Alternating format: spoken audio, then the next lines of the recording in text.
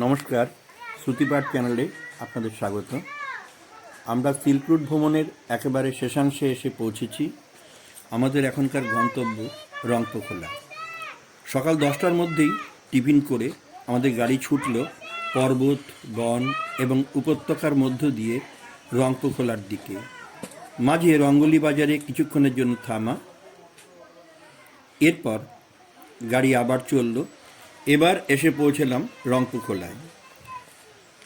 আমাদের site seeing সেদিন বিশেষ কিছু দেখা হলো না। দেখার মধ্যে ছিল এখানকার একটি স্থানীয় লেবু বাগানে যাওয়া। দুর্গম পার্বত্য একটি খামার বাড়িতে আমরা উপস্থিত হলাম। সেই খামার বাড়িটিকে নিচে রেখে অতি দুর্গম খাড়াই পথ ভেঙে উঠে এলাম সেই কমলা লেবুর বাগানে।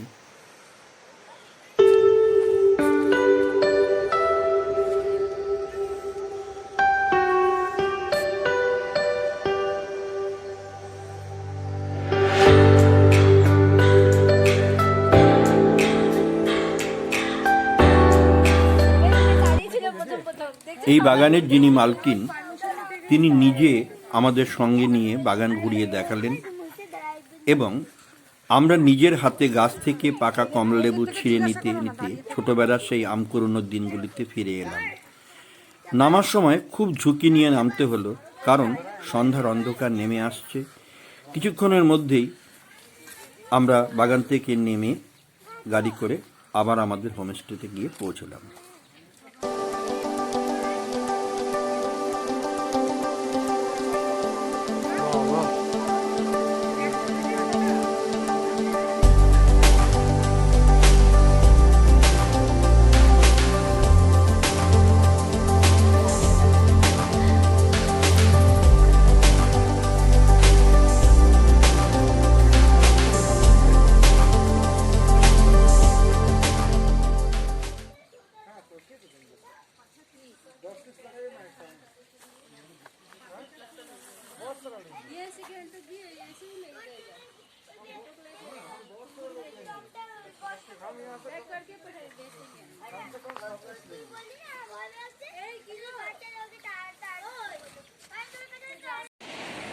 পরদিন সকালে ব্রেকফাস্ট সেরে আবার গাড়িতে উঠলাম।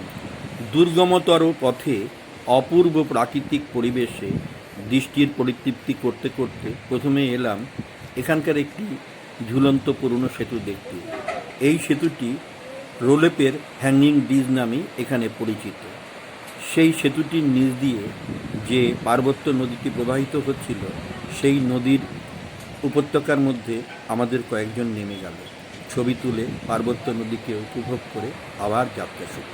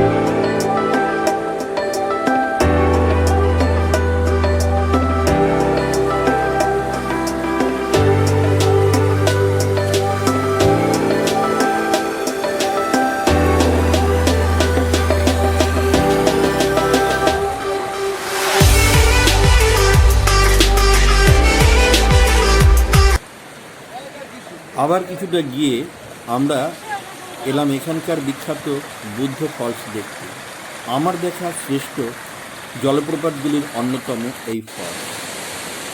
ঘন নিবিড় গাছপালা শোভিত পাহাড়ের বুক চিরে নেমে আসছে এই জলপ্রপাতটি। এর শব্দে কারো কথা শোনা যাচ্ছে না। এখানে সবাই ছোটদের মতো দুষ্টুমি এবং ছবি তোলার আনন্দে যখন মেতে উঠল, তারপর আবার পর্বতের খাড়াই দিয়ে আমরা উপরে উঠতে লাগলাম। এবার ফেরার উদ্যোগ শুরু হলো। মনে হলো যে এত তাড়াতাড়ি আমাদের এই শিলপুর ভ্রমণের পথ শেষ হয়ে গেল। মন খারাপ করতে করতে এবার আমাদের গন্তব্য এনজি। বিদায় হিমালয়, বিদায় রেশম পথ, বিদায় শিখা। আজ এই পর্যন্ত। আমার এই শিলপুর ভ্রমণের ভিডিওগুলি যদি আপনাদের ভালো লেগে থাকে তাহলে অনেক অনেক সাবস্ক্রাইব করুন, লাইক করুন এবং আপনাদের যদি কোনো মন্তব্য থাকে সেগুলিও আমাদের সামনে তুলে ধরুন।